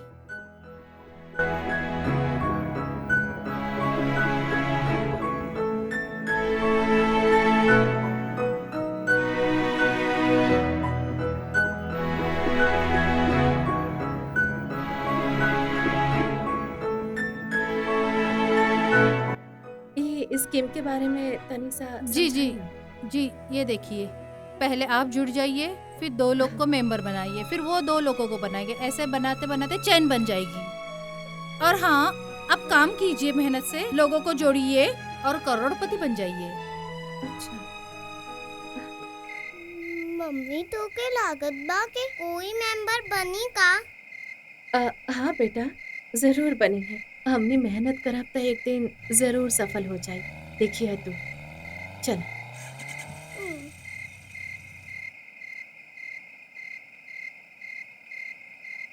नमस्ते दीदी। हम आपके बगल में ही रहीला, मंदिर के पीछे। और ये हमार कंपनी के नाम बा टॉप MLM कंपनी। आप थोड़ा सा वक्त देहब तो हम ये कंपनी के बारे में आपके अच्छा से बता पाई। अच्छा लगे तो आप भी हमने के कंपनी में जुड़ सकेंगे। ये हमने के सीनियर बाड़े। ये जो दामिनी है ना, ये भी मेंबर है, ये भी लोगों को जोड़ रही है। ये भी बहुत जल्दी करोड़पति बन जाएगी, उसका भी सपना पूरा हो जाएगा। आप भी ले सकते हैं। अगर आप एगो के जोड़ब और ई आगे 2 के जोड़ी हैं, ई 3 के जोड़ी हैं, ऐसी करके धीरे धीरे 3 और 4 बढ़ जाए। अगर आप ऐसे ही करत रहब तो एवरी मंथ आपके पैसा मिली। देखा, हमहू लड़का बच्चा वाला है, बच्चन के पेट काट के पैसा दे, बाकी कंपनी भागे के जी नहीं बिल्कुल। चाहिए। अच्छा, आप जुड़ल चाहता है? हाँ।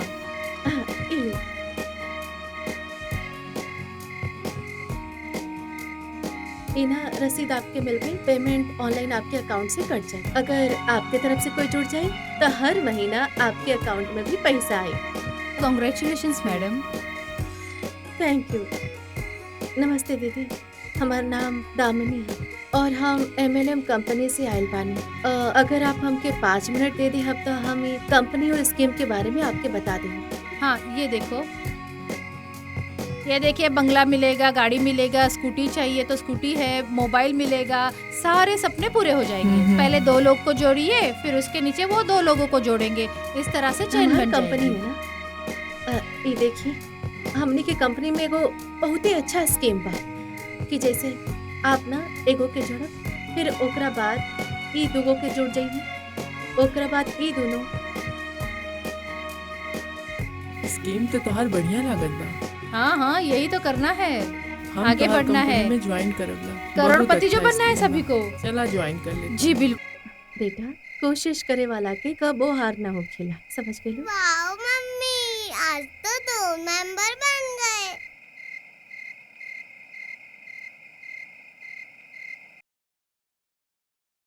अब कौन से बकरे को फंसाऊं? हाँ, ये ऑटो वाले को ही फंसाती हूँ। हाँ बोलिए।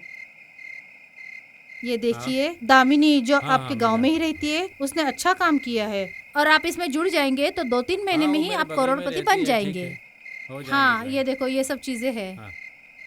ये देखिए, ठीक। ये सब मिलेगा। अगर आप 2 से 3 महीने मेहनत हाँ। करेंगे ना, तो आपको जीवन भर ऑटो चलाना नहीं पड़ेगा। हाँ, बहुत लेंगे, अच्छी लेंगे, कंपनी जरूर, है, ऑफर अच्छी आप जुड़ जाइए।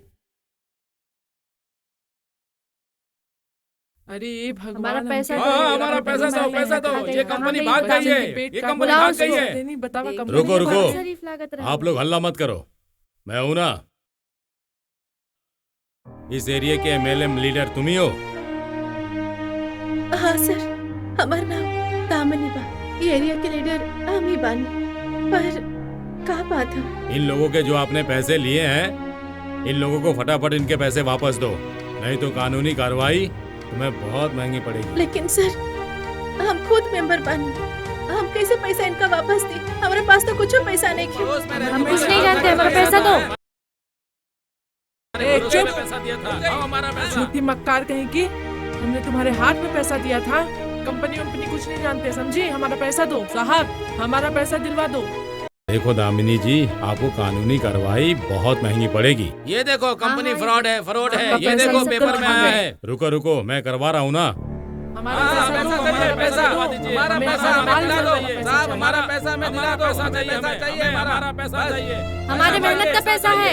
हमने हमारे बच्चों के पेट काट काट के पैसा भरा है। हमें हमारा पैसा चाहिए। तुम कुछ भी करो, हमें हमारा पैसा चाहिए। नहीं पता, मेरा पैसा चाहिए। हमारा पैसा चाहिए। हमें हमारा पैसा चाहिए। हमारा पैसा चाहिए। हमारे पैसा चाहिए। हमें हमारा पैसा।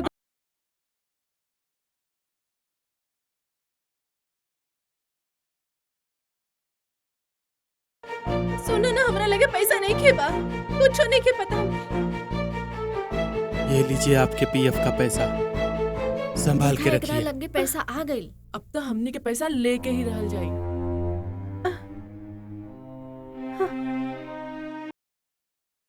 देखो दामिनी, तुम्हारे पास पैसे आ गए हैं। एक के पैसे पूरे के पूरे वापस कर दीजिए, इसी में आपकी भलाई है। नहीं तो हमें मजबूरन कानूनी कार्रवाई करनी पड़ेगी। आप देखा पैसा देता ही नहीं है। एकरा लगे पैसा आ गइल बा, तब वो नाटक करत बा। आप लोग को सबको पैसे मिल जाएंगे भाई, ठीक है? दामिनी जी, क्या सोच रही हैं आप? इनके पैसे वापस करिए।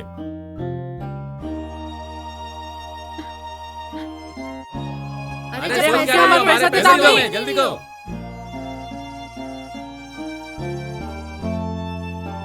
दे हमारे 10,000 था, दीजिए। हम 2 मेंबर कह रहे हैं, 20,000 है हमारे। ये ले ही मेरे भी 20,000 है। आप भी ले ले। ये ले।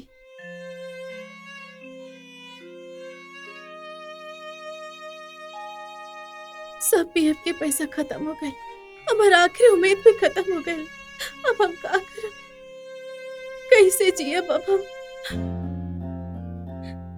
का हुई हमार?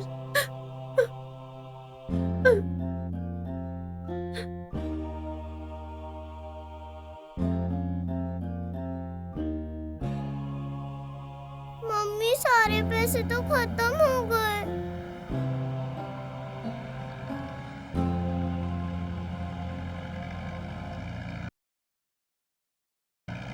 भैया वो दे दी। मम्मी, अरे इतना जल्दी स्कूल आज खत्म हो गए? स्कूल की छुट्टी नहीं हुई है, आपने इसकी फीस नहीं भरी है, इसलिए इसको स्कूल से निकाल दिया गया है। अब स्कूल नहीं भेजना, जाओ। फीस नहीं भरते हैं और परेशान हमको करते हैं।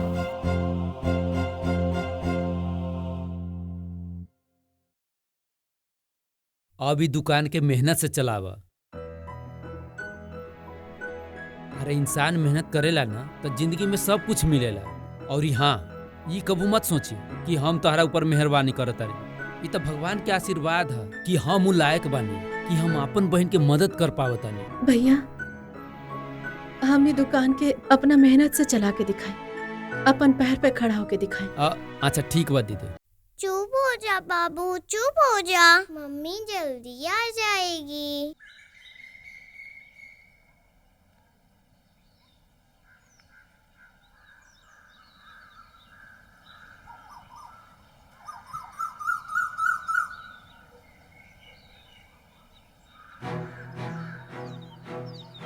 क्या आइटम है? क्या माल है सच में? ये आइटम क्या माल? रुक। ये सफेद साड़ी। ये सफेद साड़ी पकड़ उसका, पकड़। रुक जा सफेद साड़ी पकड़।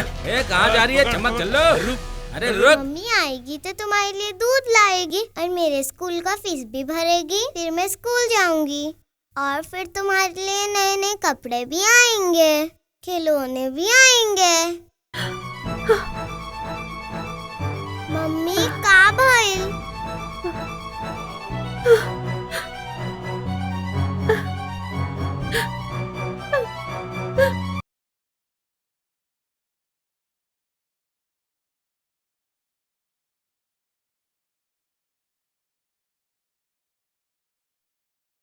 सब काम ठीक चल रहल बा? जी मैडम जी। नया फ्लेवर के जे चिक्की आयल बा उ सब डिस्ट्रीब्यूटर के पहुंच गइल बा? सब जगह पहुंच गइल बा। अच्छा, आज भी शाम में एक दुगो पार्टी आवे वाला बा, ओकरा तू जाके उ सब सामान दिखा दी। ठीक बा मैडम।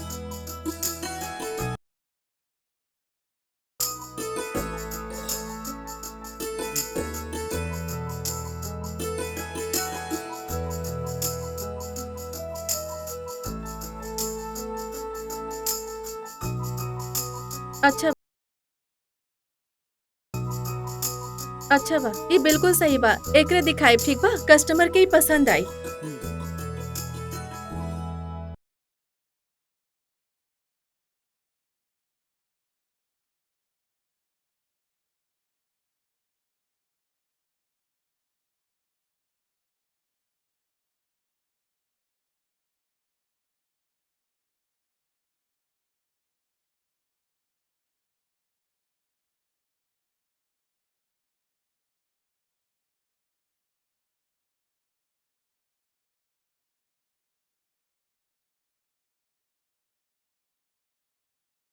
देखो संजय बाबू, मैं धंधे वाला आदमी हूँ, धंधे की बात करूँगा।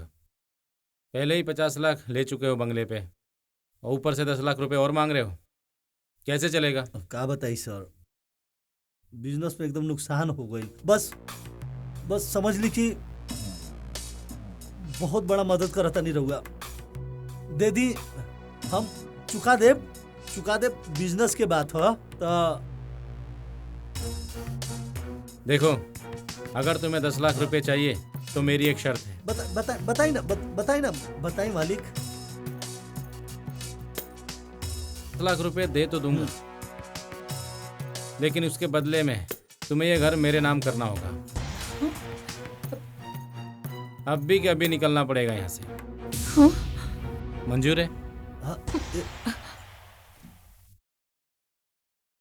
बैग भर के लाया हूँ।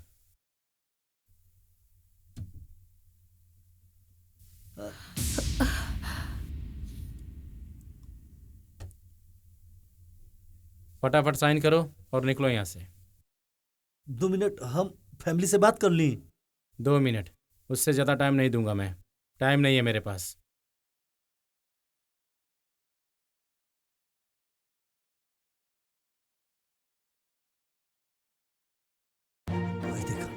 साइन करा एक रात पर। ई बारे में तो तू सब जानते बड़ी, बेकर बारे में तार कार आया मतलब। ए जी सुनी हमार बात, 50 लाख तक हमने पहले ही खा चुकल बानी। ई जन्म में तक आवे वाला 7 जन्म में भी हमने ना चुका पाई। एगो काम करा, 10 लाख और ल, फिर हमने के भाग जाइल जाई।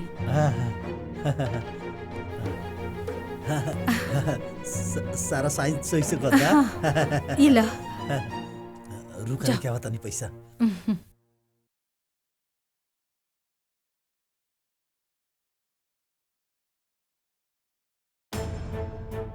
सब ठीक है, ये लो अपने 10 लाख रुपए। चलो निकलो यहाँ से, चलो। अभी यहीं हो, निकलो भाई। अरे चलल सेठ जी। अरे चलो चलो, निकलो निकलो। हाँ सेठ जी, अरे आवा हो, अभी सेठ जी का घर हो गइल। हाँ आवत है।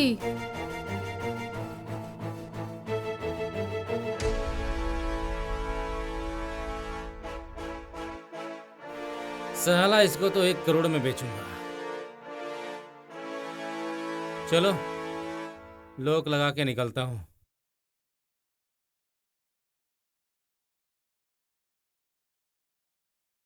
बड़को,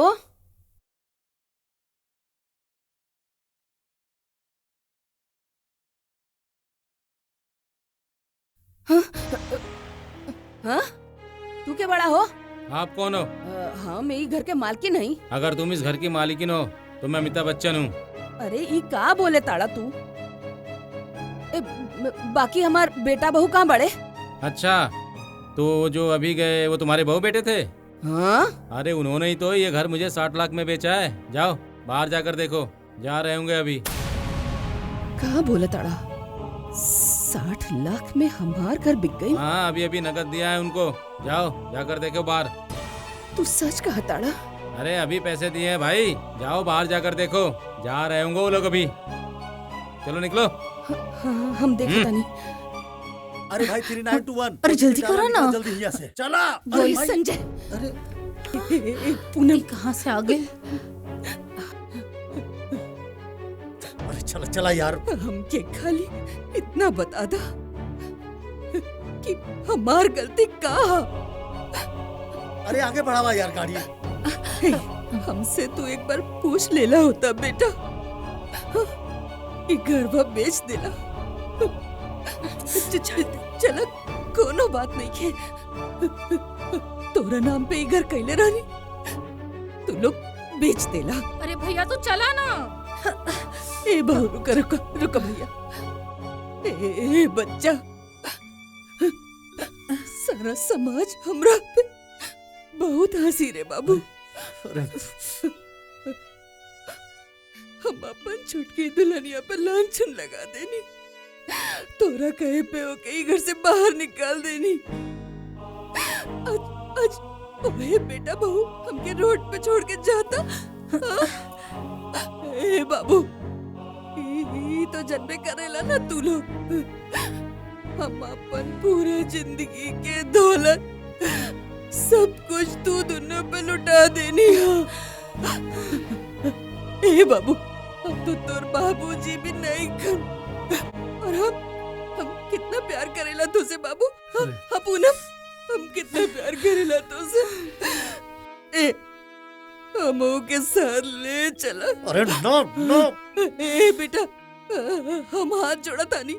ए पूनम, हम तोर गोड़ धरत तानी। हमरा के ऐसे लाचार बना के अनाथ बना के मत जा। तू न खाते तब हम सब कुछ कैले बानी। जब जो मांगला, जब जो कहला, हम अपन छोटका बेटा के बिना, छोटके पतव के बिना, सिर्फ तू दोनों के हमेशा प्यार कहनी है, हमेशा सब कुछ देनी। ए बहू, तू दोनों हमरा के छोड़ के मत जाई। हम कहाँ रहो? अरे फुटपाथ बात ना चौड़ा चौड़ा जाके सूता कहीं पर। का खाइबू? अरे इतना सारा रोड बा, मंदिर बा, चौराहा बा, ये इधर कटोरा और जाके भीख मांग के खा ले। ले ला ला ला ला पकड़ा। अरे भैया चला। अरे चला यार। नहीं ए बाबू, ना ना। बेटा बेटा सुना बाबू। बड़का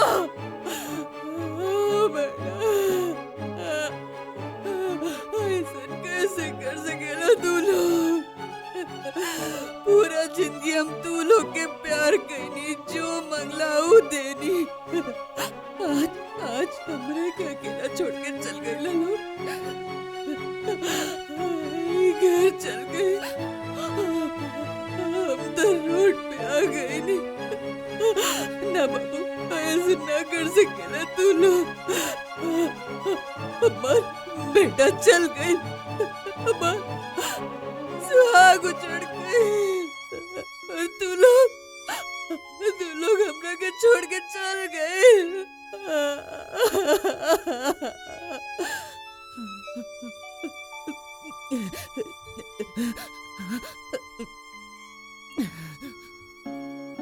सारा जिंदगी ये कहत रहला ना कि माई घी कहाँ गिरी, और ये माई कहत रहे कि ये बेटा थरिया में गिरी, और आज थरिया की जगह एक कटोरा पकड़ा गए लोग। नए में घी बा, न पानी न खाना। का गइल ने भगवान। ई कहुना पाप की सजा बा। सेठ जी, आपने जो दुर्गा देवी का घर लिया है वो मुझे चाहिए। वो बंगला तो आपको 1 करोड़ से नीचे नहीं मिलेगा मैडम। ठीक है, मैं आपको 10 लाख रुपए ज्यादा दे दूंगी। कल के कल मेरे नाम पे वो घर रजिस्ट्रेशन हो जाना चाहिए। 10 लाख? ठीक है मैडम, ये बंगला आज से आपका हुआ, तो फिर कल के कल एग्रीमेंट हो जाएगा।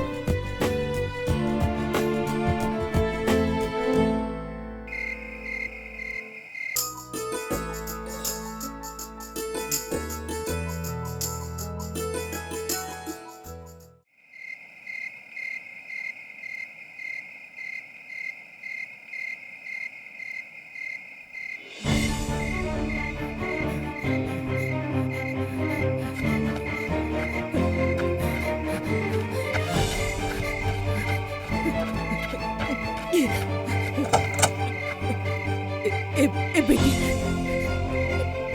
सुना, भैया बिजनेस के लिया कहाँ करे थे आई?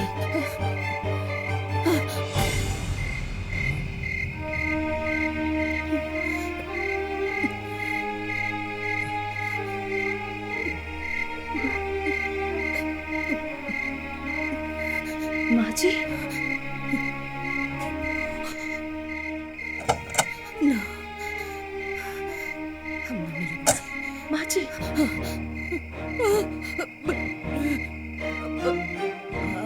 माँ जी ना, ये कहाँ हो गए? ना माँ जी ना, ना माँ जी ना, हम तो हर माँ जी नहीं के, हम तो हर माँ जी नहीं के, हम भला कैसे माँ जी हो सकेली? माँ सबके नाम पे तो हम कलंक बानी। तो देखा ना, देखा हम तोरा के कहले रहनी ना कि फुटपाथ पे रहा, मंदिर में जाके रहा। आज हम यह मंदिर में रहिला और एक कटोरा देखा, हमरे हाथ में कटोरा देखा, देखा तारू? आज ये कटोरा में जौन रुखा सुखा मिलेला ना उहे खा के जीला। हम तोहर माजी कैसे हो सकेली? मार बेटा हमरा के छोड़ के चल गई, बड़कों के बहकावे में आके हम तोरा साथ का ना जुलुम कैनी। और आज हमरा बड़का बेटा बड़की बहू सब बेच बाच के देखा कितनी अच्छी जिंदगी देले बड़ा ना हमके। हम तो भागन आई माई ना, हम दूर माई ना हो सकेली। माँ जी ए बहू, तोरा के बहू बोले के तो हक नहीं के, बाकी हो सके ना हमरा के माफ कर दिया, माफ कर दा ताकि हमार बाकी के जीवन शांति से कट जाए। माँ जी रउआ हमरा से माफी मत मांगी। एकरे अलावा हमरा पास कुछ बचा ना। हम बानी ना माँ जी, हम बानी ना आपके बहू ना, हम तो और बेटी ना। चल हमरा साथे रहुआ, चल ना, हम ना जाए, हम ना जाए। चल माँ जी, हम कहता नहीं ना, अब गाड़ी में बैठी बैठी, हम बानी ना।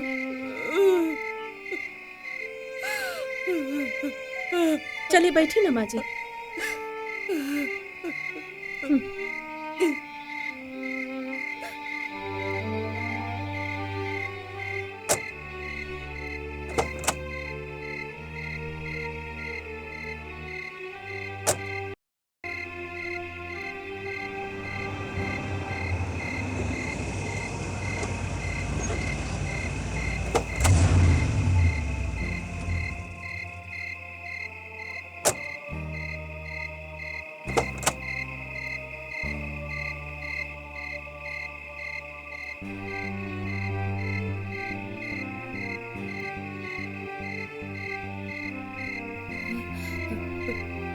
ए बेटा, यहाँ कहाँ जाता रू? हमनी के घर नहीं के, ये घर तब भी कहाँ गइल? ये तो कटोरा देले रहल हमरा हाथ में। अरे माँ जी, ना हम ना जाए। माँ जी, ये राउरे घर बा। हमार घर? हाँ, और ये घर के हम खरीद लेने हैं। चलो। तू खरीद ले लो? हाँ। चली माँ जी, चली। चली।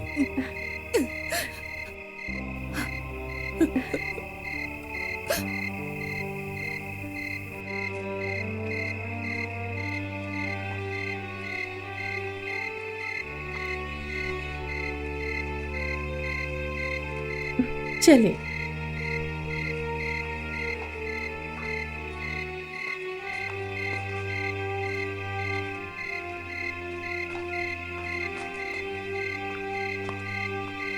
रुका! तुमने मेरी मम्मी को बहुत परेशान किया है। तुम मेरे घर में नहीं आ सकती। बेटा, ये सब बात ना बोले के चाहिए। ये दादी बड़ी राव। मम्मी, ई हमार दादी ना है, समझ लू। मम्मी, तू भुला गई ले कि तोके इनका वजह से कितना कष्ट उठावे के पड़ल। वो दिन हम कितना हाथ पैर जोड़त रहनी, लेकिन तू हमार एक भी नहीं सुन लू। तो के घर में आने का कौन हक ना बा? मम्मी, तू तो इनकरा के माफ कर सकेलू, हम ना। वैष्णवी, बेटा ऐसे मत बोला। तोर दादी बाड़ी। माँ जी, ये तो बच्ची भी है। एक कर बात के रहुआ बुरा मत मानी। चली रहुआ, चली। माँ जी चली ना। ई राउर पतोह ना बेटी भी है। ई राउर ही घर है। राउर बिना बहुत अधूरा रही घर। चली ना।